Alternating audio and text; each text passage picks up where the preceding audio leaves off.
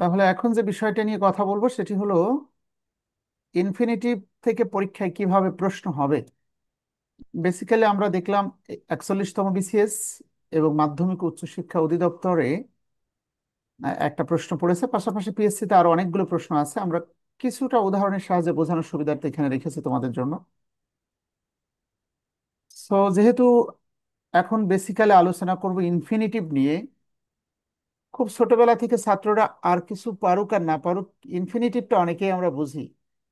Two plus ভার্বকে infinitive বলা হয়। ইংলিশের সংজ্ঞাটা লিখেছি দেখো। The infinitive is the base form of a verb usually precede by to. অর্থাৎ যে কোনো ভার্বের বেস ফর্ম বা মেন ভার্বের আগে টু যুক্ত হলে তাকে ইনফিনিটিভ বলা হয়। এটা আমি একটু আগে দেখালাম, যেমন to plus to run, to eat, to learn. হ্যাঁ, এখন প্রশ্ন হলো ইনফিনিটিভ একটি ইংলিশ সেন্টেন্সে কত ভাবে বসতে পারে। Infinitive can function in various ways in a sentence. একটা সেন্টেন্সে ইনফিনিটিভ অনেকভাবে কাজ করতে পারে। Here are the main uses of the infinitive with example. আমি প্রধান চারটা ব্যবহার নিয়ে ওখানে উদাহরণ দেওয়ার চেষ্টা করেছি। As a subject of a sentence, মনে রাখতে হবে একটি ইংলিশ সেন্টেন্সের সাবজেক্টে ইনফিনিটিভ বসতে পারে। ফর এক্সাম্পল দেখো, two read is important for success. অধ্যয়ন করাটা সফলতার জন্য অত্যন্ত গুরুত্বপূর্ণ। এই বাক্যটা প্রেজেন্ট ইনডেফিনাইট টেন্সে লেখা। এখানকার ফাইনাইট ভার্বটা হলো ইজ। আমি কি আরেকটু বড় করে দিব নাকি তোমরা বুঝতে পারছো?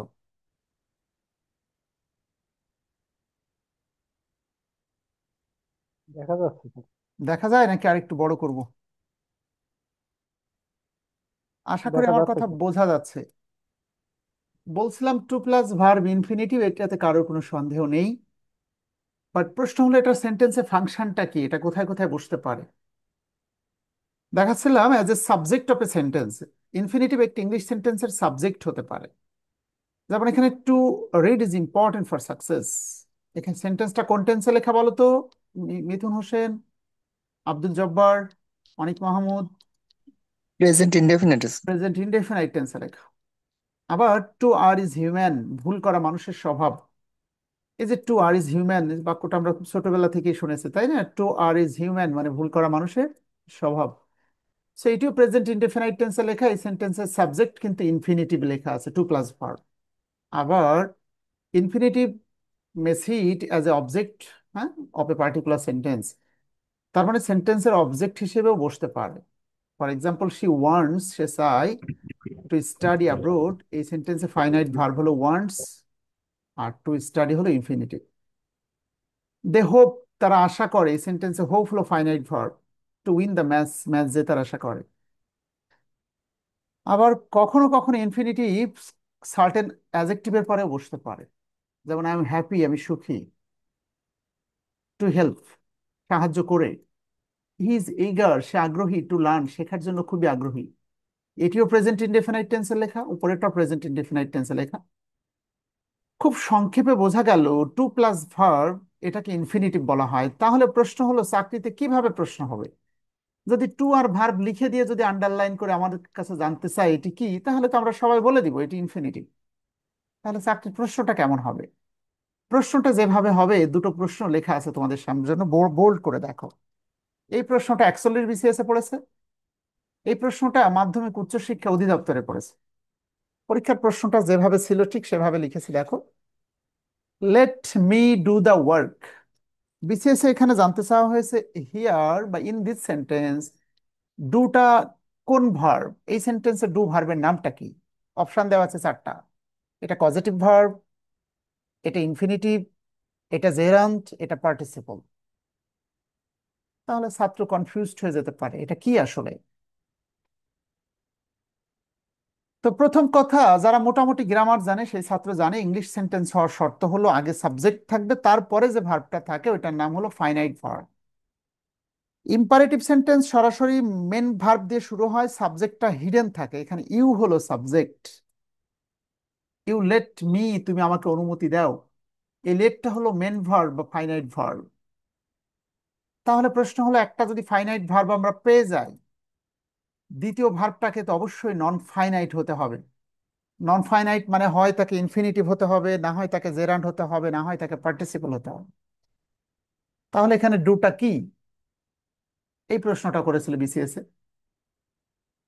আমরা এখন আমরা নিশ্চিত যে একটি সেন্টেন্সে একটাই ফাইনাইট ভার্ব হবে, দ্বিতীয় ভার্বটাকে নন ফাইনাইট হতে হবে। এটা পজিটিভ নয়, এটা অবশ্যই হয় ইনফিনিটিভ, না হয় জেরান্ড, না হয় পার্টিসিপল। জেরান্ড তো ভার্বের সাথে আইএনজি হয়, পার্টিসিপলও ভার্বের সাথে আইএনজি হয়, ভি3 হয়। ঠিক আছে। ইনফিনিটিভের একটি প্রকারভেদ রয়েছে যার নাম হলো বেয়ার ইনফিনিটিভ। বেয়ার শব্দের অর্থ হলো অনুক্ত বা লুকায়িত। অর্থাৎ কখনো কখনো তুমি জানো ওখানে টু হবে, কিন্তু টুটা লেখা যাবে না, হিডেন থাকবে, লুকায়িত থাকবে। এখন ছাত্র হিসেবে আমাদের এমন কিছু ভার্ব মুখস্থ করতে হবে যাদের পরে বিয়ার ইনফিনিটিভ হয়। ঠিক পরের কোশ্চেনটা খেয়াল কর। I hard the baby. Here মানে শোনা, এর পাস্ট টেন্স। আই হার্ড, আমি শুনেছিলাম, দ্য বেবি। আই হিয়ার্ড হবে না, উচ্চারণটা কি হবে? I hard the baby Cry. আমি শুনেছিলাম শিশুটিকে কাঁদতে। এখন আমরা অলরেডি একটি ভার্ব কিন্তু এই সেন্টেন্সে পেয়ে গেছি, ফাইনাইট ভার্ব। এটি হিয়ার এর পাস্ট টেন্স। আই হিয়ার মানে শোনা, আই হার্ড মানে আমি শুনেছিলাম, দ্য বেবি শিশুটিকে। মনে হচ্ছে পরে আরেকটি ভার্ব কখনোই আসতে পারে না।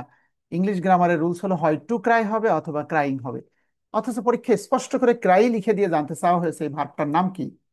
তাহলে এই প্রশ্ন এবং এই প্রশ্ন, এই দুটোরই সঠিক উত্তর বিসিএস পরীক্ষা, এবং এই প্রশ্নের উত্তর হলো এই দুইটা ভার্বের নাম হলো ইনফিনিটিভ। তাহলে ছাত্রের প্রশ্ন হলো ইনফিনিটিভ হতে হলে তো এখানে টু থাকতে হবে, টুটা নেই কেন? এই যে নেই, কারণ হলো আমরা এখন যেটি পড়বো তার নাম হলো bare infinitive. Bare infinitive, bare শব্দের অর্থ হলো অনুক্ত বা লুকায়িত। অর্থাৎ এমন কিছু ভার্ব আছে যাদের পরে অন্য একটি ভার্ব আসলে বেয়ার ইনফিনিটিভ হবে। মানে জানো ইনফিনিটিভ টু হবে, কিন্তু টুটা লেখা যাবে না।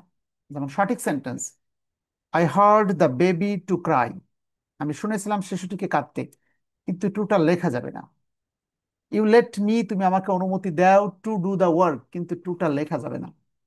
তাহলে জাস্ট আমাদের মূল রেসপন্সিবিলিটি হলো কোন কোন ভার্বের পরে বিয়ার ইনফিনিটিভ হয়, এটা যদি আমাদের মুখস্থ থাকে তাহলে পরীক্ষা আমরা বলে দিতে পারবো, একটা ভার্ব দেখেই শুধু বলে দিতে পারবো এটা একটা ইনফিনিটিভ। তো তার লিস্ট আমরা একটু দেখি। প্রথমত কিছু ভার্ব আমি লিখেছি, দেখো 1 number rules. Verb of perception, কিছু ভার্ব আছে যা দ্বারা মানুষের উপলব্ধি প্রকাশ পায়। এমন 4টে ভার্ব আছে যাদের পরে বিয়ার ইনফিনিটিভ হয়। এই 4টা ভার্ব কি কি? একটা হলো হিয়ার মানে শোনা, এর পাস্ট টেন্স হলো হার্ড। ফিল মানে অনুভব করা, এর পাস্ট টেন্স কি? ফেল্ট। ওয়াচ মানে দেখা, নোটিস মানে লক্ষ্য করা। এই যে 4টে ভার্ব, এই 4টা ভার্বের পরে মনে রাখবে সবসময় বিয়ার ইনফিনিটিভ হয়। আমি 4টা ভার্ব দিয়ে 4টা উদাহরণ এখানে লিখে রেখেছে, দেখো। দে হার্ড, তারা শুনলো। হার, তাকে শুনলো। To sing a beautiful song নাকি sing a beautiful song, that's the question. তাহলে আমরা কিন্তু ভুল করে ফেলতে পারি পরীক্ষায়।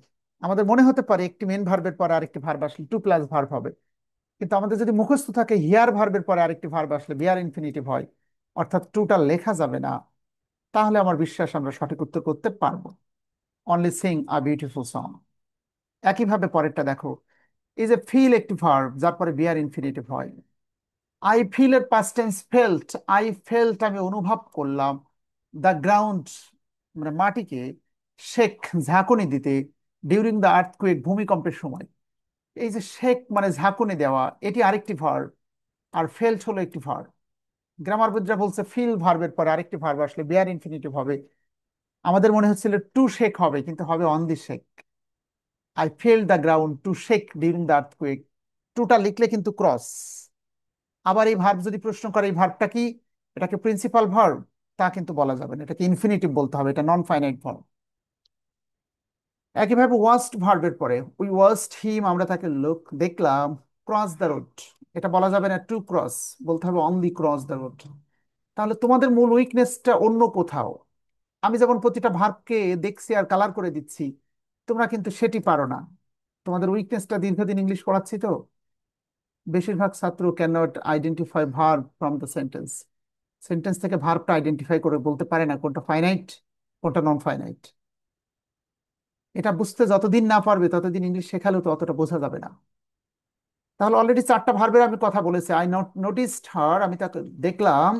Two leave the room quietly নাকি only leave the room quietly, that's the question. তাহলে এখানে দুটো ভার্ব আছে, একটা হলো নোটিস আর একটা হলো লিভ। তাহলে 1 নম্বর পয়েন্ট, সাম ভার্ব যা মানুষের অনুভূতির বহিঃপ্রকাশ ঘটায়, পারসেপশন, দৃষ্টিভঙ্গি, ভার্ব অফ ফিলিংস, অ্যাপিয়ারেন্স। এই সকল ভার্বের মধ্যে প্রধান 4টা ভার্বের কথা আমরা বলেছি, এদের পরে বিয়ার ইনফিনিটিভ হয়, মুখস্থ করে ফেলতে হবে। ফিল, অনুভব করা, হিয়ার, ওয়াচ এবং নোটিস। আরো 3টে বিষয় রয়েছে। রুলস নাম্বার 3, লেট, মেক এবং হেল্প হেল্প এই 3টে ভার্বের পরে বিয়ার ইনফিনিটিভ হয়। লেট, মেক আর হেল্প মুখস্থ করো আমার সাথে সাথে, আমি একটু পরেই ধরবো। তাহলে যেমনটি এই লেট ভার্ব থেকে বিসিএস এর কোশ্চেনটা করা হয়েছে, সে লেট মি, সে আমাকে অনুমতি দিল, এটা পাস্ট টেন্সে লেখা। সে লেট মি, সে আমাকে অনুমতি দিল। কি দিল? নেই। কাকে দিল? আমাকে দিল। আরেকটি ভার্ব আসতে চায় অপশানে, ইউজ মানে ব্যবহার করা। মনে হচ্ছিল টু ইউজ হার ফোন, এটা হলে সুন্দর হতো, কিন্তু টুটা লেখা যাবে না, কারণ লেট ভার্বের পরে বিয়ার ইনফিনিটিভ হবে। আশা করি আমি বোঝাতে পারছি। দ্য টিচার মেড আস, শিক্ষক আমাদেরকে দিয়ে রাইট অ্যান এসে, একটি এসে লিখিয়ে নিলেন।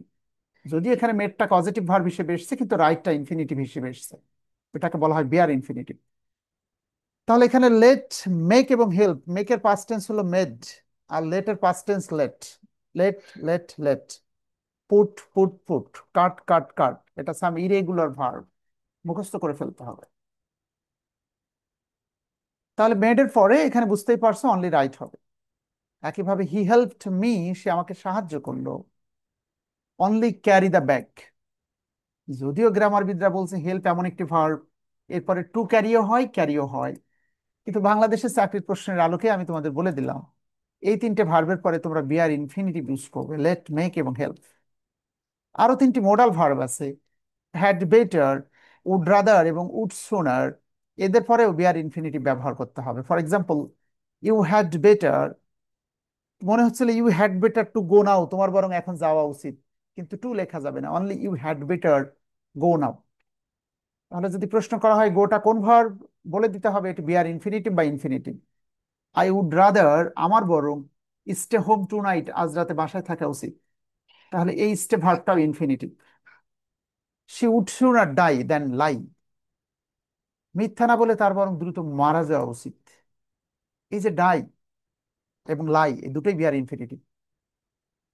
ডাইও ভার্ব, লাইও ভার্ব, এই দুটোই বিয়ার ইনফিনিটিভ। তাহলে আমরা কি শিখলাম? ইনফিনিটিভ থেকে আমাদের মূল লার্নিং হলো, টু প্লাস ভার্ব যদি প্রশ্নকর্তা লিখেই দেয় তাহলে তো আমরা বলেই দিব এটি ইনফিনিটিভ। চাকরির প্রশ্ন বোঝা যাচ্ছে? এমন কিছু ভার্ব আছে মুখস্থ করতে হবে যাদের পরে টুটাল লেখা থাকবে না, কিন্তু আমাকে বুঝে নিতে হবে ওই ভার্বটা বিয়ার ইনফিনিটিভ। এখন মুখস্থ হয়েছে কার কার, না দেখে বলতে পারো। যে সকল ভার্বের পরে বিয়ার ইনফিনিটিভ হয় মুখস্থ বলো দেখি। শরীফ, শাকিল, এবং মিথুন হোসেন, কে বলতে পারবে?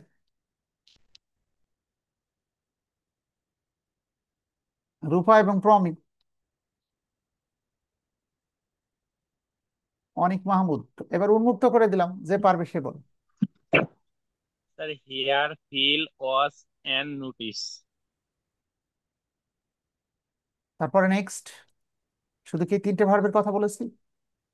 The let, make, help, hear, feel, watch, notice, had better, would rather, আচ্ছা, আর একটা পারবেন। ধন্যবাদ। দেখো আসলে মোটামুটি পারছে ছেলেটা তো এখানে। তাহলে আমরা কিছু ভার্বের নাম মুখস্থ করে ফেলব। অফকোর্স, বারবার আমি একটি কথা বলি, শুধু যে ছেলেটা ভালো বোঝে, ভালো বাংলা মিনিং করতে পারে, ইংলিশ বলা মাত্রই বুঝতে পারে, সেই পরীক্ষায় ভালো করবে, that will ever never happen.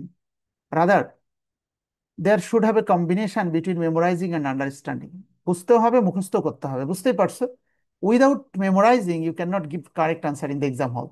এই বিষয়গুলো যদি মুখস্থ না থাকে, মাই মেন পারপাস হলো পরীক্ষায় চাকরির প্রশ্নটা কিভাবে হবে সেটি পারার জন্য কোন বিষয়টা মুখস্থ করতে হবে সেটি ধরিয়ে দেওয়া। English you can not overcome English at overnight, এটা রাতারাতি শেষ করতে পারবে না, it will take time. Mathematics আমি ক্লাসে যা বোঝায় তাৎক্ষণিকভাবে বুঝতে পারবে, বাট ইংলিশটা একটু সময় লাগবে। অ্যান্ড দ্যাটস ওয়াই আমরা অফলাইনে একদিন পড়াচ্ছি, পাশাপাশি অনলাইনে প্রতি বুধবার আবার প্রথম থেকে রিভিশন করে করে যাচ্ছি। যত শুনবে তত সমৃদ্ধ হবে। আমি কি বোঝাতে পারছি? সো আমরা ধারণা দিলাম বিয়ার ইনফিনিটিভ নিয়ে। বা ইনফিনিটিভের প্রসঙ্গ নিয়ে ধারণা দিলাম। আমার মনে হয় তোমাদের অনেক বন্ধুরা প্রথম দিকে ইংলিশ ক্লাস করার অনেক আগ্রহ নিয়ে অনেকে আসেন।